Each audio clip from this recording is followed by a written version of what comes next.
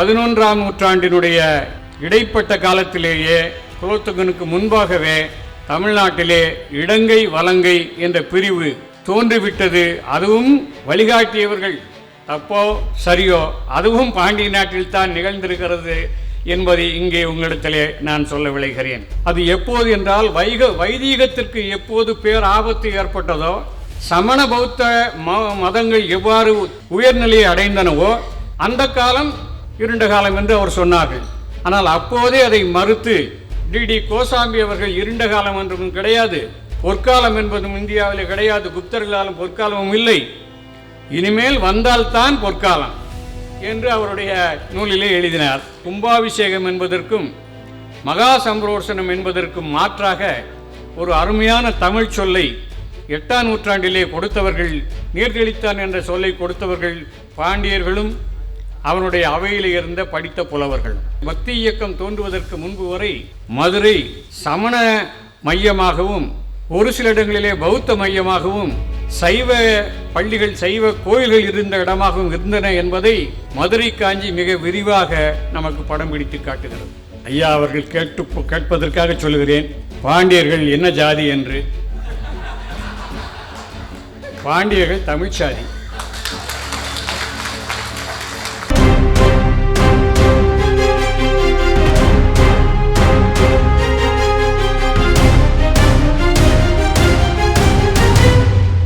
மே 17 இயக்கத்தின்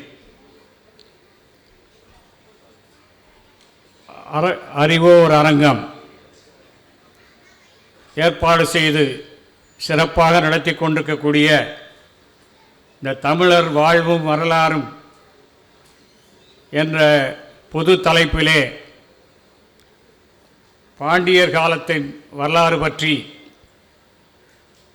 கொடையும் கோவில்களும் என்ற தலைப்பிலே என்னை பேசுவதற்கு பணித்த தோழர்களே, நண்பர்களே, எனக்கு முன்னால் பேசி அமர்ந்திருக்கக்கூடிய தொல்லியல் அறிஞர் பெருமக்களே, உங்கள் அனைவருக்கும் என்னுடைய மாலை நேர வணக்கத்தை தெரிவித்துக் கொள்கிறேன். சங்ககாலம், களப்பிரர் காலம், பல்லவர் காலம், சோழர் காலம் என்று 4 பெருந்தலைப்புகளிலே உரையாற்றி அமர்ந்திருக்கிறார்கள். அதிலே ஒரு சிலர் தங்களுடைய கால எல்லையை மீறி பாண்டியர் காலத்திற்குள்ளும் உள்ளே பேசியிருக்கிறார்கள். நான் என்ன பேச வேண்டும் என்று நினைத்து வந்தேனோ அனைத்தையும் பேசிவிட்டார்கள். இதுதான் கடைசியாக பேச கிடைக்கின்ற வாய்ப்பு, இப்படித்தான் அமையும். ஆனால் பாண்டிய நாட்டார்கள் சாமானியப்பட்டவர்கள் அல்ல, அதிகமாக படித்தவர்கள். 450 புலவர்களை கொண்ட சங்கம் எங்களுடைய சங்கம். அதிலே அரசர்களே 10 பேருக்கு மேல் பாடலாசிரியர்கள், பெண்களுக்கும் சிறப்பான இடம் கொடுத்தவர்கள். இன்றும் கூட பல பெண் புலவர்கள் இருக்கிறார்கள் என்பதற்காக சொன்னேன். இன்றும் கூட கீழடி அகழாய்வு என்ன சொல்லுகிறது? முதலாக எழுத படிக்க தெரிந்தவர்கள் பாண்டியர்கள், பாண்டிய நாட்டைச் சேர்ந்தவர்கள் என்று ஒரு குறிப்பை நமக்கு கொடுத்திருக்கிறது. எனவே இந்த கற்றறிந்த பாண்டிய நாட்டார் எவ்வாறு அந்த நாட்டை சீரோடும் சிறப்போடும் ஆட்சி செய்து கொண்டிருந்தார்கள், அதிலே எப்படி சில வல்லூர்கள் ஊடுருவின, அதன் காரணமாக தனித்தமிழர் ஆட்சி எப்படி சீரழிந்து மனுநீதி ஆட்சியானது என்பதைத்தான் நான் சொல்ல வந்திருக்கிறேன். எமது தோழர் பூங்குன்றன் அவர்கள் சொன்னார், மனுநீதி ஆட்சி மனுநெறி என்பது தமிழ்நாட்டிலே இல்லை என்று ஒரு அறிஞர் சொன்னதாக சுட்டிக்காட்டினார். நான் அவரை மறுப்பதற்காக சொல்லவில்லை, உங்களை மறுக்கவில்லை, அந்த அறிஞரை மறுக்கிறேன். அவருடைய பாண்டியருடைய மெய்கீர்த்திகளை எடுத்துக்கொள்ளுங்கள், சோழருடைய மெய்கீர்த்திகளை எடுத்துக்கொள்ளுங்கள். தாங்களெல்லாம் மனுநெறி தலைப்பதற்காகவே வாழ்ந்தவர்கள் என்று சொல்லிக் கொள்ளுகிறார்கள். மனு நிகர் மனு சமானன், மனு சரிதன் என்றெல்லாம் வேள்விக்குடி செப்பேடுகள் அந்த பாண்டிய மன்னர்களை குறிக்கின்றன. அம்மையார் அவர்கள் 2 செப்பேடுகளை பற்றி சொன்னார். அதுவும் நான் பேச வேண்டியதான். வேள்விக்குடி செப்பேடும் தளவாய் வரும் செப்பேடும். அதிலே மனுநெறி இருக்கிறது. எனவே இவற்றையெல்லாம் உள்ளடக்கி என்னுடைய பேச்சை நான் அமைத்துக் கொள்ளலாம் என்று இருக்கிறேன். இன்னும் ஒரு செய்தியை சொன்னார் நண்பர் பூங்குன்றன் அவர்கள். எல்லோரும் நாம் முதலில் நினைத்து கொண்டிருந்தது அப்படித்தான். முதலாம் குலோத்துங்கன் காலத்தில் தான் இந்த வலங்கை இடங்கை பிரிவு இருந்தது என்று ஸ்ரீரங்கம் கல்வெட்டை வைத்து சொல்லிக் கொண்டு வந்தோம். ஆனால் இப்போது நான் அண்மையிலே படித்த சிவகங்கை மாவட்ட கல்வெட்டுகளிலே திருப்பத்தூர் கல்வெட்டிலே முதல் குறிப்பாக வீரராஜேந்திரன் காலத்திலே இடங்கை என்ற சொல்லாட்சி வருகிறது. எனவே 11ஆம் நூற்றாண்டினுடைய இடைப்பட்ட காலத்திலேயே குலோத்துங்கனுக்கு முன்பாகவே தமிழ்நாட்டிலே இடங்கை வலங்கை என்ற பிரிவு தோன்றிவிட்டது. அதுவும் வழிகாட்டியவர்கள் தப்போ சரியோ அதுவும் பாண்டிய நாட்டில்தான் நிகழ்ந்திருக்கிறது என்பதை இங்கே உங்களிடத்திலே நான் சொல்ல விளைகிறேன். இன்றைய கல்வெட்டுகளிலே ஏராளமான தமிழி கல்வெட்டுகள் இருக்கக்கூடிய இடம் பாண்டிய நாடுதான். 96 கல்வெட்டுகளை இன்று தமிழி கல்வெட்டுகள் என்று நாம் கிட்டத்தட்ட 100க்கு வந்துவிட்டோம், கண்டறிந்திருக்கிறோம். அதிலே 60க்கும் மேற்பட்டவை பாண்டிய நாட்டையும் குறிப்பாக மதுரையை சுற்றியுமே அமைந்திருக்கின்றன என்பதனாலே அகத்தியனோடு தமிழாய்ந்தவர்கள் நாங்கள் பாண்டியர்கள். ஐயா இன்றைக்கு தொகுப்புரையாற்றிய ஒரு தோழர் சொன்னார், அகத்தியன் என்ற ஒரு பொம்மையை இப்போது தூக்கி கொண்டு செம்மொழி நிறுவனம் அலைந்து கொண்டிருக்கிறது. அதற்கு கொடுத்த வேலையை விட்டுவிட்டு இல்லாத அகத்தியரை கொண்டு வந்து பேசிக் கொண்டிருக்கிறார்கள். நாங்கள் அகத்தியரே வந்துவார் என்று கேட்டவர்கள் பாண்டியர்கள். அதேபோல் இந்திரனை வதைத்தவர்கள், வலை உடைத்தவர்கள். இதெல்லாம் மித்தாலஜி. அகத்தியனும் ஒரு மித்து, இந்திரனும் ஒரு மித்து, சந்திரனும் மித்து என்பது போல இவற்றுக்கெல்லாம் மேலானவர்களாக சங்கம் வைத்து தமிழ் வளர்த்து மகாபாரதம் தமிழ் படித்தவர்கள் பாண்டியர்கள்.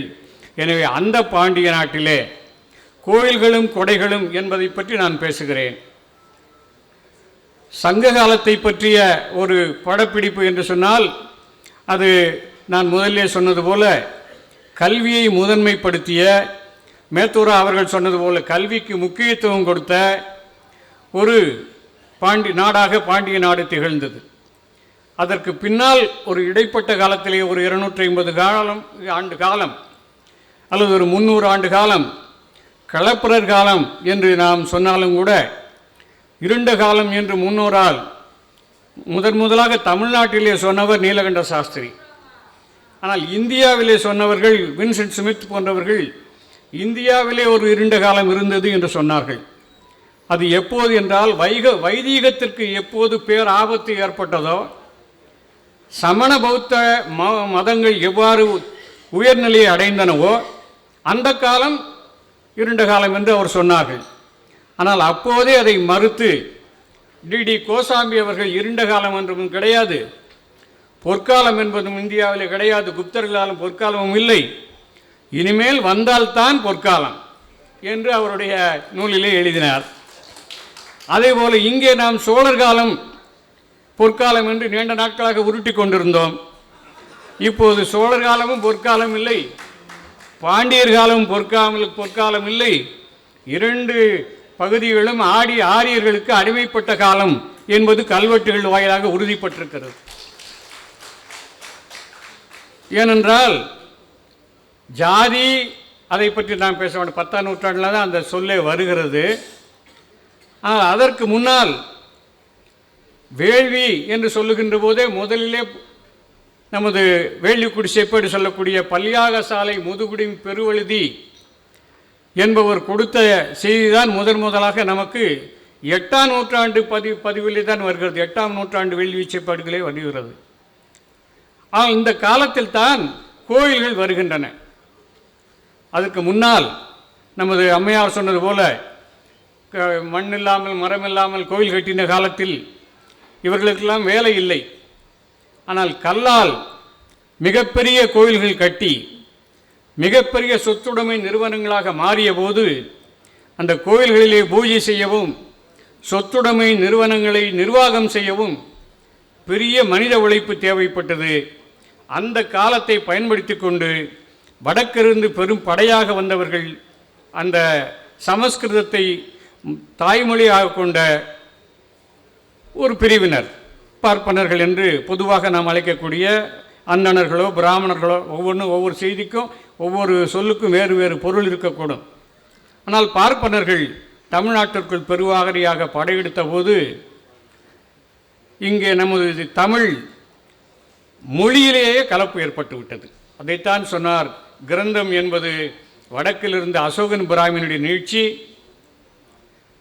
வட்டெழுத்து என்பது தமிழினுடைய நீட்சி என்ற அருமையாக ஒரு கருத்தை இன்று அம்மையார் அவர்கள், காந்தி அம்மையார் அவர்கள் பதிவு செய்தார்கள்.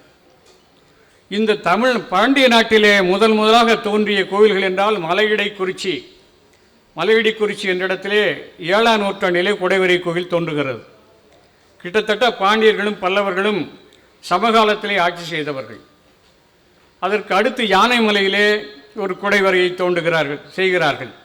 திருப்பரங்குன்றத்திலே குடைவரைகளை உருவாக்குகிறார்கள். இங்கே எழுதக்கூடிய கல்வெட்டுகளிலே தமிழ் கல்வெட்டாக இருந்தாலும் கூட அதிலே வட்டெழுத்துக்களாக எழுதுகின்ற போது பல வட சொற்களை பெய்து அந்த வட சொற்களுக்கு கிரந்த எழுத்துக்களை பயன்படுத்தி தமிழை சீரழித்தவர்கள் பாண்டியர் காலத்து பார்ப்பனர்கள். பாண்டியர் காலம் என்று நான் சொல்ல, பாண்டியர்களுக்கு அப்போது எழுத்தறிவு இருந்ததா என்றெல்லாம் எனக்கு தெரியாது. அரசர்கள் பாடல் புனைந்தார்கள். நான் சொல்லக்கூடிய இந்த சமகாலத்திலே அவர்கள் வட்டெழுத்து படித்திருந்தார்களா, கிரந்த எழுத்து படித்திருந்தார்களா என்று தெரியாது. ஆவணங்களை எழுதியவர்கள் இந்த மாதிரியான மொழி கலப்பனை செய்து மொழியினுடைய தூய்மையை சிதைத்தவர்கள். அந்த பொறுப்பை ஏற்க வேண்டியவர்களும் நாங்கள் தான், பாண்டியர்கள் தான். அதுபோல திருப்பரங்குன்றம் கல்வெட்டில் இங்கே இந்த முதன்முறை சொன்ன அந்த ஆனைமலை கல்வெட்டிலே கோமாரஞ்சடையற்கு உத்தர மந்திரி களக்குடி வைத்தியன், அந்த உத்தர மந்திரி என்று சொல்லக்கூடிய அந்த சொல்லிலே அந்த சொற்களை ஒரே எழுத்திலே 3 கூட்டெழுத்துக்களை எழுதி மந்திரி என்ற கிரந்த எழுத்தை எழுதி அங்கே காட்டினார்கள். அதுபோல சொர்க்க ஆரோகணம் செய்த விண்ணை என்ற சொற்றொடரிலே அந்த கிரந்த எழுத்தை எழுதி காட்டினார்கள். ஒரே ஒரு நல்ல சொல்லை நமக்கு கொடுத்தார்கள். மகா சம்பரோஷனம் என்று சொல்லக்கூடிய அந்த சொல்லுக்கு பதிலாக நீர்தெளித்தான் என்ற ஒரு தமிழ் சொல்லை எப்படியோ நமக்கு கொடுத்தார்கள். எனவே கும்பாபிஷேகம் என்பதற்கும் மகா சம்பரோஷனம் என்பதற்கும் மாற்றாக ஒரு அருமையான தமிழ் சொல்லை 8ஆம் நூற்றாண்டிலே கொடுத்தவர்கள், நீர்தெளித்தான் என்ற சொல்லை கொடுத்தவர்கள் பாண்டியர்களும் அவனுடைய அவையில் இருந்த படித்த புலவர்களும். அதற்காக நாம் அவர்களுக்கு நன்றி கடன் பட்டிருக்கிறோம். இந்த மாதிரியான கோயில்கள் வருகின்ற போது மிகப்பெரிய அளவிலே சோழ மண்டலத்தைப் போல அதிகமான கோயில்கள் உருவாகின என்று நாம் சொல்லிவிட முடியாது. தொடக்க காலம் என்பதனாலே கிட்டத்தட்ட பல்லவர்களுக்கு சமமாக 42 குடைவரை கோயில்களை உருவாக்கி இருக்கிறார்கள் தென்பாண்டி மண்டலம் முழுவதும். அதாவது இன்றைய மதுரை, சிவகங்கை, விருதுநகர், ராமநாதபுரம், திருநெல்வேலி, தூத்துக்குடி மாவட்டம் இத்தனையும் உள்ளடக்கினால் கிட்டத்தட்ட 42 கோயில்களை அங்கே உருவாக்கியிருக்கிறார்கள். அதிலும் ஒரு பெருமைக்கு சொந்தக்காரர்கள் நாங்கள். முதலாக திருப்பரங்குன்றத்திலே சமணர்களுக்காக எடுக்கப்பட்ட அந்த கோயிலை முதலாக ஆக்கிரமித்து அதை உமையாண்டார் கோயில் என்று மாற்றியவர்களும் அந்த மதுரையைச் சேர்ந்த சைவ சமயத்தைச் சேர்ந்தவர்கள் தான். எனவே இன்று திருப்பரங்குன்றம் தீப்பற்றி எரிந்து கொண்டிருக்கிறது என்று சொன்னால் அதற்கு முதலாக வித்திட்டவர்கள் நாங்கள் தான், சைவ புலவர்கள்.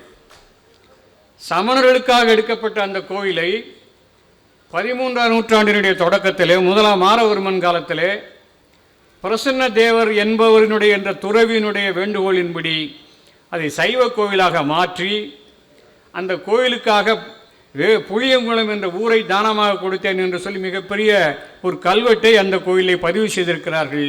எனவே முதலாக ஆக்கிரமித்தவர்களும் ஆக்கிரமிப்புக்கு வழிகாட்டியவர்களும் இந்த பாண்டிய நாட்டிலே வாழ்ந்த சிலர்தான் என்பதை நாம் வருத்தத்தோடு பதிவு செய்யத்தான் வேண்டியிருக்கிறது. இந்த சூழலில் அதற்கு பிறகு ஏற்பட்ட கட்டுமான கோயில்கள் என்று வருகின்ற போது அதற்கு முன்னால் நான் ஒரு செய்தியை நான் சொல்லியாக வேண்டும். இந்த களப்பிரர் காலம் அல்லது அதற்கு முன்பு என்று பார்த்தால் நான் தமிழி கல்வெட்டுகளை பற்றி சொன்னேன். அதில் பெருவாரியான கல்வெட்டுகள் அந்த சமணர்கள் வாழ்ந்த குகைகளில் தான் எழுதப்பட்டிருக்கின்றன. அதிலும் கூட பெரும்பாலும் பள்ளி என்ற வார்த்தை பயன்படுத்தப்பட்டிருக்கிறது.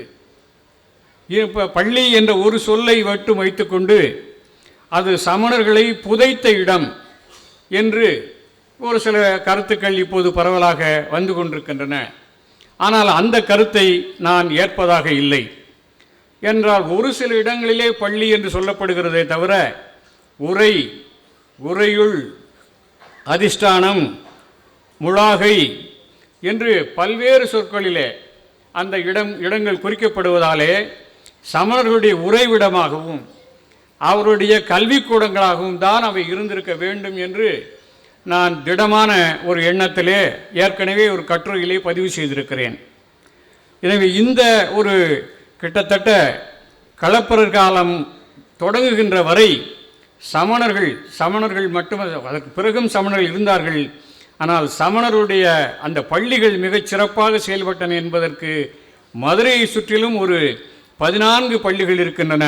அந்த 14 8 பள்ளிகள் மட்டும் எண்பெரும் குன்றம் என்ற பெயரில் அழைக்கப்படுகின்றன. அந்த முதல் பள்ளி திருப்பரங்குன்றம். எப்படி திருமுகாற்றுப்படையிலே முதல் அறுபடை வீட்டிலே முதல் படை வீடு திருப்பரங்குன்றமோ, அதுபோல் 2300 ஆண்டுகளுக்கு முன்பாகவே வாழ்ந்த சமணர்களுடைய முதல் குன்றம் திருப்பரங்குன்றம். எண்பெரும் குன்றத்திலே முதல் குன்றம் திருப்பரங்குன்றம் என்பதற்கும் அங்கே பதிவுகள் இருக்கின்றன. கடந்த ஆண்டு அங்கே ஒரு கல்வெட்டை நாங்கள் எங்களுடைய பாண்டி நாட்டு வரலாற்று ஆய்வு மையம் கண்டறிந்தது. 10 நாட்கள் நோற்று உயிர் நீத்த அழிட்டநேமி படாரகர் நெசிதிகை என்று ஒரு கிரந்த கல்வெட்டை இங்கே பார்த்தோம். இந்த 10 என்று முதல்ல 2 எழுத்து காணோம், உடஞ்சி போச்சு. 30 இருக்கலாம், 20 இருக்கலாம், 40 இருக்கலாம், 80 கூட இருக்கலாம். 80 நாட்கள் உயிரோடு இருக்க முடியாது. ஏதோ 20-30 நாட்கள் அங்கே உண்ணாவிரதம் இருந்து அரிட்டநேமி படாரர் என்ற அவருடைய நிசிதிகை, இது அவர் உயிர் நீத்த இடம் இது என்ற ஒரு கல்வெட்டையும் அங்கே பார்க்கிறோம்.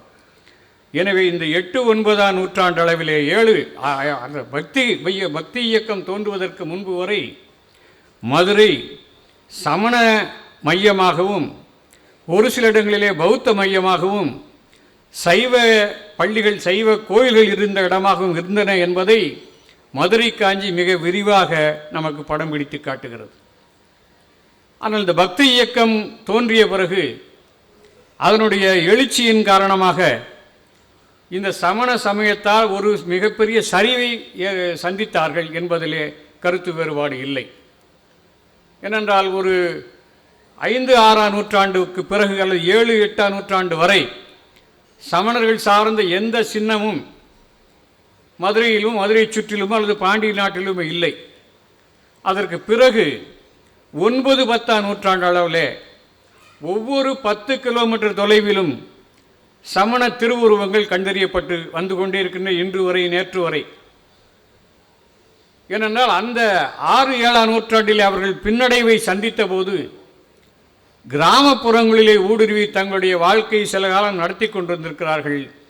அந்த இடங்களிலே அவர்கள் புதிய சிலைகளை உருவாக்கி மகாவீரர் போன்ற, நேமிநாதர் போன்ற சிலைகளை உருவாக்கி அங்கேயே கோயில்களை கட்டி வழிபடத் தொடங்கினார்கள். அதற்கு முன்பு வரை 7ஆம் நூற்றாண்டு வரை சமணர்களுக்கு உருவ வழிபாடு இல்லை. 8-9ஆம் நூற்றாண்டிலே எப்படி ஒரு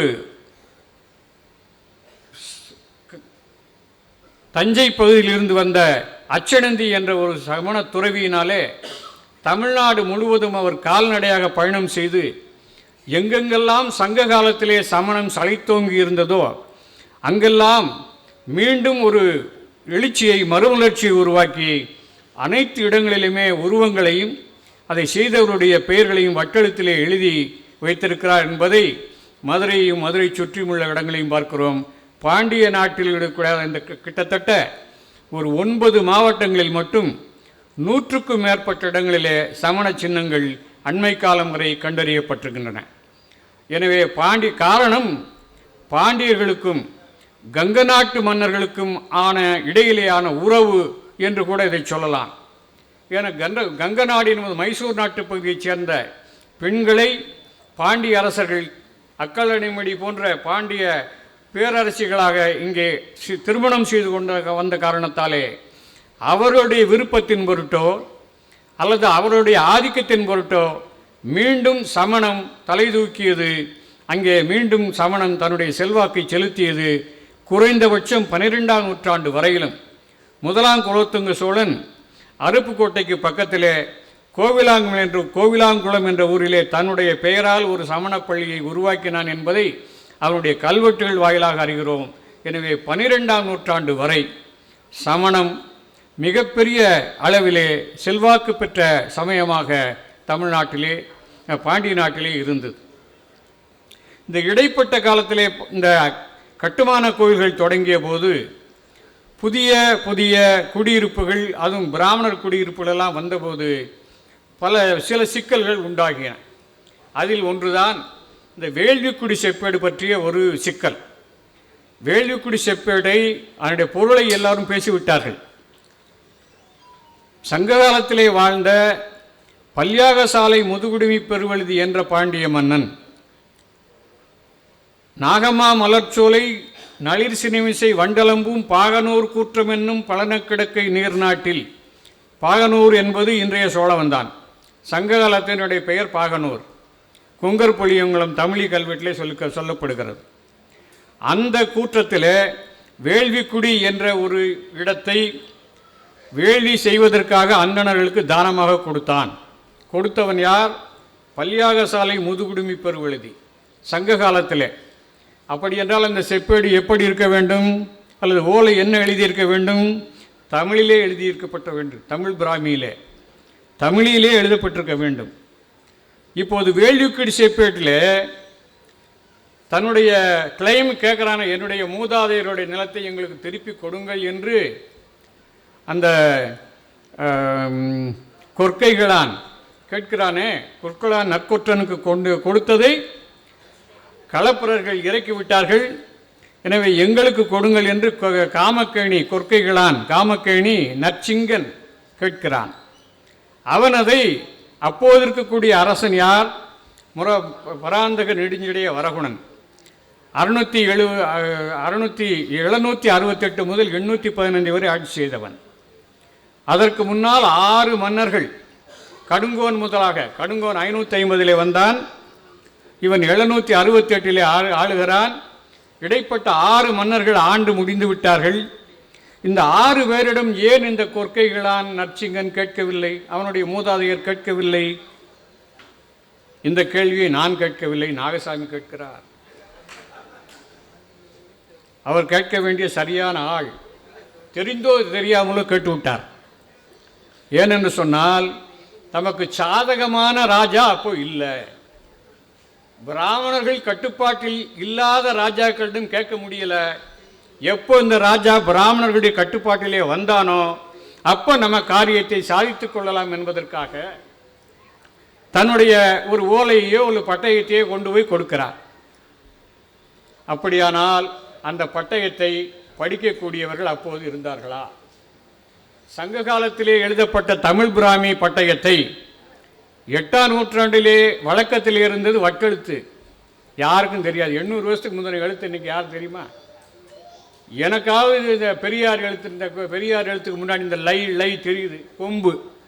இப்போ உள்ள பிள்ளைகளுக்கு யாருக்காவது, இந்த இளைஞர்களுக்கு யாருக்காவது தெரியுமா? தமிழில் இருக்க மலை வேலை யாருக்காவது தெரியுமா? ஒரு 50 வருஷத்துக்குள்ள தமிழ் எழுத்துக்களையே நாம் மறந்து விட்டோமே. 800 ஆண்டுகளுக்கு முந்தி எழுதிய எழுத்திலே பட்டயத்திலே இருந்ததை 800 ஆண்டுகளுக்கு பிறகு படிக்கக்கூடியவன் இருந்தானா? இதை நான் கேள்வி கேட்கவில்லை. நமது கலை இலக்கிய பெருமன்ற தோழர் TS நடராஜன் கேட்டிருக்கிறார். அவர் சொல்லுகிறார், ஒருவேளை இந்த பட்டயம் போலி பட்டயம் அன்றே பிராமணர்கள் தயார் செய்தது. ஒருவேளை நீங்கள் மறுக்கலாம். காட்டினான். ஆ, அது சரி, படிக்க தெரியுமான்னு கேட்குறேன் நான். பட்டயம் கொடுத்தது எழுத சொல்ல.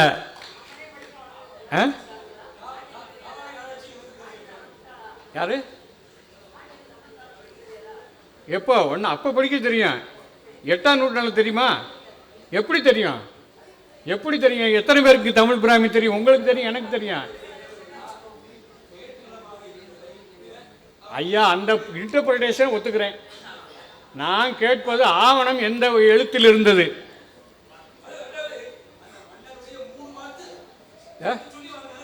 அதைத்தான் நான் சொல்றோம். மன்னன் 1ஆம் நூற்றாண்டில் எழுதின எழுத்தை 8ஆம் நூற்றாண்டிலே படிக்கக்கூடிய ஆட்கள் இருந்தார்களா என்பதுதான் கேள்வி. எனவே இந்த நான் அதையும் சொல்லிட்டேன். நான் இந்த கேள்வியை கேட்கல. டி.எஸ். நடராஜன் கேட்டார். நான் அவருடைய மாணவன், அதை படிச்சுட்டு சொல்கிறேன். அவர் கட்டுரையை படிச்சுட்டு சொல்கிறேன். அவர் கேள்வியில் நியாயம் இருக்கிறதுனால நான் சொல்கிறேன். இது ஒன்று. இதை காட்டினார்கள், அவர்கள் கொடுத்து விட்டார்கள். ஏனென்றால் அப்போ என்ன எவிடன்ஸ் 3 தான் கேட்கணும். ஆட்சியில், ஆவணத்தில், அயலாளர்கள் காட்சியில் 3இல் 1 காட்டு, 3இல் 2 காட்டி விட்டார். ஆட்சியில் காட்டுறாரு பொசசிவ் ரைட்டு, நீடு புக்தி. அயலார்தங்கள் காட்சியில் அல்லது ஆவணத்தில் இந்த ஆவணம் இருக்குன்னு காட்டிட்டாரு. 2 ஆவணத்தை ஏற்றுக்கொண்டார்கள். அவர்கள் அந்த நிலத்தை கொடுத்து விட்டார்கள். அந்த அவர்களுக்கு கொடுத்து விட்டார்கள். சரி, அப்போ முதல்ல அந்த இடத்தை பிடுங்க போது பாதிக்கப்பட்டவர்கள் விவசாயிகள், திருப்பி கொடுத்த போது பாதிக்கப்பட்டவர்கள் விவசாயிகள் தான். அது இருக்கட்டும். இது ஒரு சான்று பாண்டியர் ஆட்சியில் நிகழ்ந்த ஒரு நடைமுறையில்.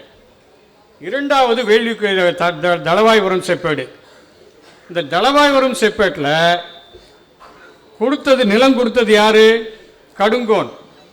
550 to 575 காலத்தில் கடுங்கோன் என்பவர் நிலத்தை கொடுக்கிறார். இப்போ அந்த நிலம் எங்களுக்கு வேணும்னு கேட்கிறவர் யார் தெரியுமா? நாராயணன் கேசவன் என்று சொல்லக்கூடிய இன்னொரு பிராமணர். அவர் இதை கொஞ்சம் அவசியம் கவனிக்கணும். நாராயணன் கேசவன் கேட்கிறார், தோழர் வன்னியரசு அவர்களுக்காக இந்த செய்தியை சொல்லுகிறேன்.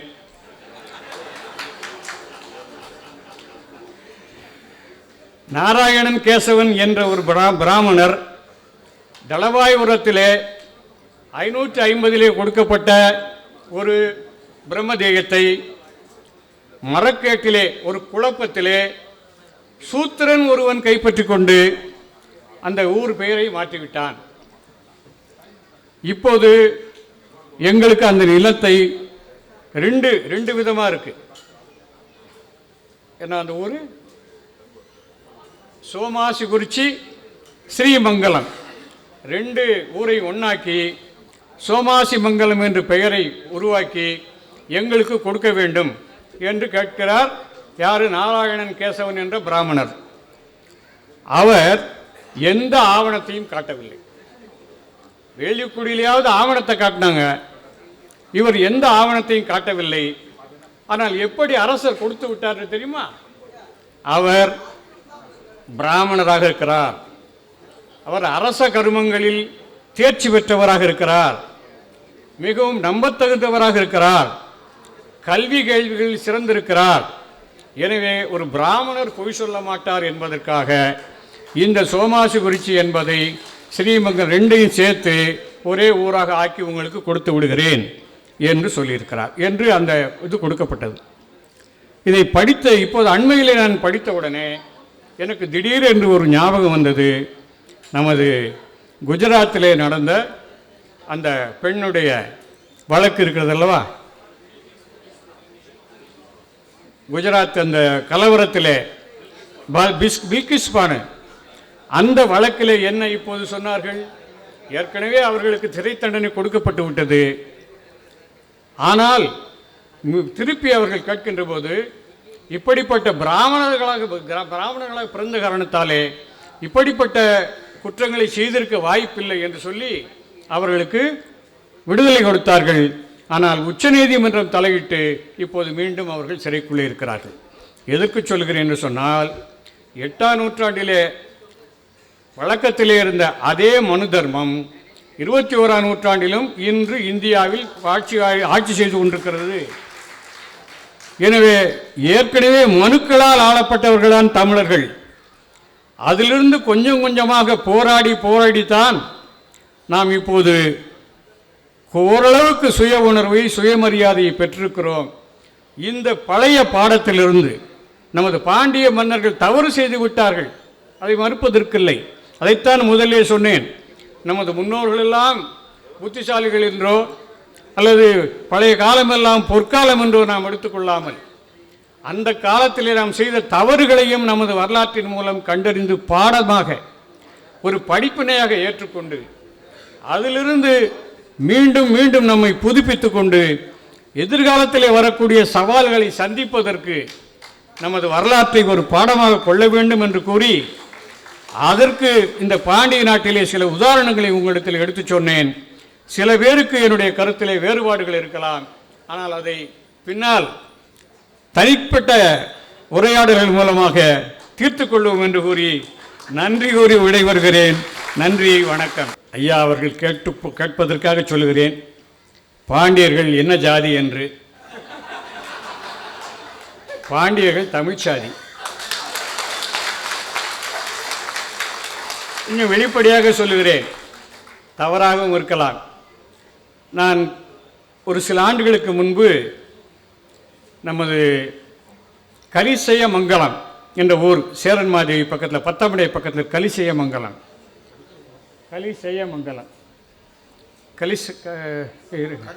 கரிசூழ்ந்து, சாரி, கரிசையமங்கலம் எங்கள் ஊர், கரிசூழ்ந்த மங்கலம் என்ற ஊர் இருக்கிறது. அங்கு ஒரு தனியார் கோயிலை ஆய்வு செய்வதற்காக இந்து சமய அறநிலைத்துறை வேலையாக சென்றிருந்தேன். என்னை ஒரு அரசு ஊழியர் அழைத்து கொண்டு சென்றார். நான் அந்த ஆய்வை முடித்துவிட்டு இன்னொரு இந்த கோயில் இருக்கிறதே, இது யாருடைய கோயில் என்று கேட்டேன். அவர் பாண்டியர் கோவில் என்று சொன்னார். என்னுடன் வந்தவர், பாண்டியர் என்று சொல்கிறீர்களே, அப்படி என்றால் யார்? இந்த ஊரில் பாண்டியர்கள் சொன்னால் தேவமார் தான் சொல்லிட்டார். சரி, நான் அதுக்கு மேலே ஒன்றும் சொல்ல முடியாதுன்ட்டு இன்னும் ஒரு இடத்துக்கு போனேன். அந்த பகுதியில் நாடார்கள் தான் பாண்டியர்கள் என்று சொல்லி மிகப்பெரிய ஆதாரங்கள் இருப்பதாக தொடர்ச்சியாக பேசிக்கொண்டும் எழுதி கொண்டும் இருந்தார்கள். அதில் குறிப்பாக கயத்தாறு பாண்டியர்கள் அவர்களாக இருக்கக்கூடும் என்று சொன்னார்கள். இன்னும் வேறு சில பகுதிகளில் ஏற்கனவே ஒரு புத்தகம் வெளிவந்திருக்கு, மீண்டு எழும் பாண்டியர் வரலாறு என்று ஒரு தேனியைச் சேர்ந்த ஒரு நண்பர் ஒரு புத்தகம் எழுதியிருக்கார். அது கூட தடை செய்யப்பட்டிருந்தது, பிறகு இப்போது வந்துச்சான்னு தெரியல.